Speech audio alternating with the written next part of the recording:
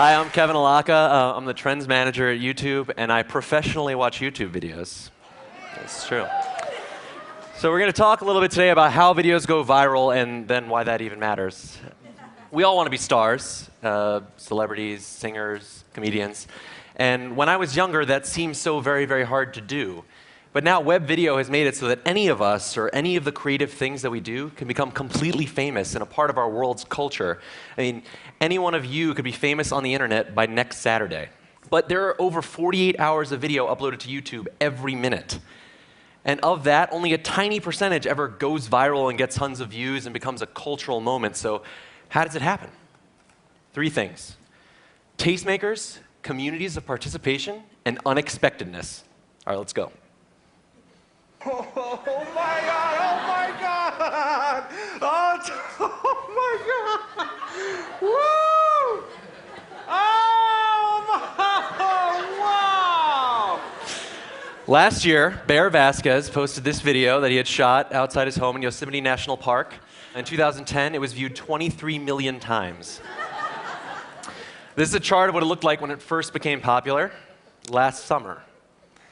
But he didn't actually set out to make a viral video, Bear. He just wanted to share a rainbow, because that's what you do when your name is Yosemite Mountain Bear. And he had posted lots of nature videos, in fact, and this video had actually been posted all the way back in January. So what happened here? Jimmy Kimmel, actually. Jimmy Kimmel posted this tweet that would eventually propel the video to be as popular as it had become, because tastemakers like Jimmy Kimmel introduce us to new and interesting things and bring them to a larger audience. It's Friday, Friday, gotta get down on Friday. Everybody's looking forward to the weekend, Friday, Friday, getting down on Friday. So you didn't think that we could actually have this conversation without talking about this video, I hope. Rebecca Black's Friday is one of the most popular videos of the year. It's been seen nearly 200 million times this year. This is a chart of what it looked like, and similar to Double Rainbow, it seems to have just sprouted up out of nowhere. So what happened on this day? Well, it was a Friday. This is true. And if you're wondering about those other spikes, those are also Fridays. But what about this day, this one particular Friday? Well, Tosh, I know, picked it up. A lot of blogs started writing about it. Michael J. Nelson from Mystery Science Theater was one of the first people to post a joke about the video on Twitter. But what's important is that an individual or a group of tastemakers took a point of view and they shared that with a larger audience, accelerating the process. And so then this community formed of people who shared this big inside joke and they started talking about it and doing things with it. And now there are 10,000 parodies of Friday on YouTube.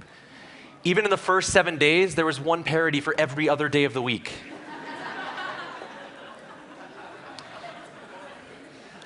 Unlike the one-way entertainment of the 20th century, this community participation is how we become a part of the phenomenon, either by spreading it or doing something new with it.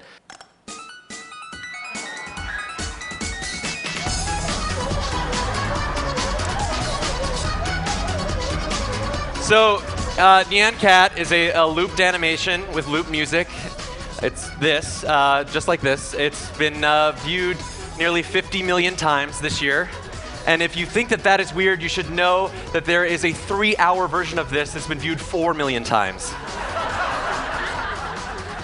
Even cats were watching this video.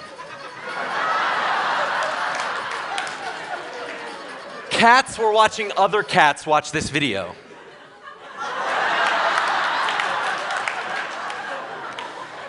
All right, but what's important here is the creativity that it inspired amongst this techie, geeky internet culture. There were remixes. Someone made an old-timey version. And then it went international.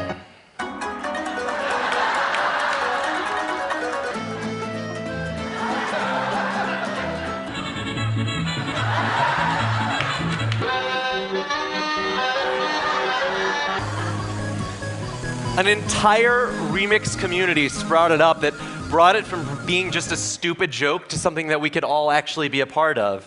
Because we don't just enjoy now, we participate. And who could have predicted any of this? Who could have predicted Double Rainbow or Rebecca Black or Nyan Cat? What script could you have written that would have contained this in it? In a world where over 2 days of video get uploaded every minute, only that which is truly unique and unexpected can stand out in the way that these things have. When a friend of mine told me that I needed to see this great video about a guy protesting bicycle fines in New York City, I admit I wasn't very interested. So I got a ticket for not riding in the bike lane, but often there are obstructions that keep you from properly riding in the bike lane.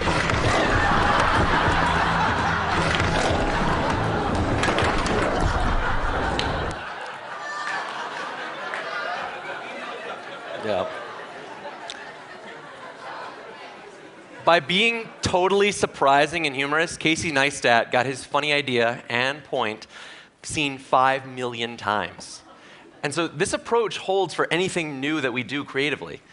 And so it all brings us to one big question. What does this mean? Oh.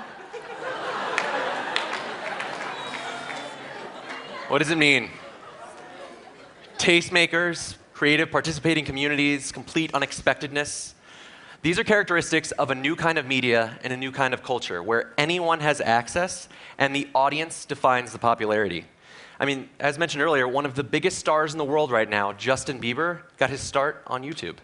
No one has to greenlight your idea, and we all now feel some ownership in our own pop culture. And these are not characteristics of old media, and they're barely true of the media of today. But they will define the entertainment of the future. Thank you.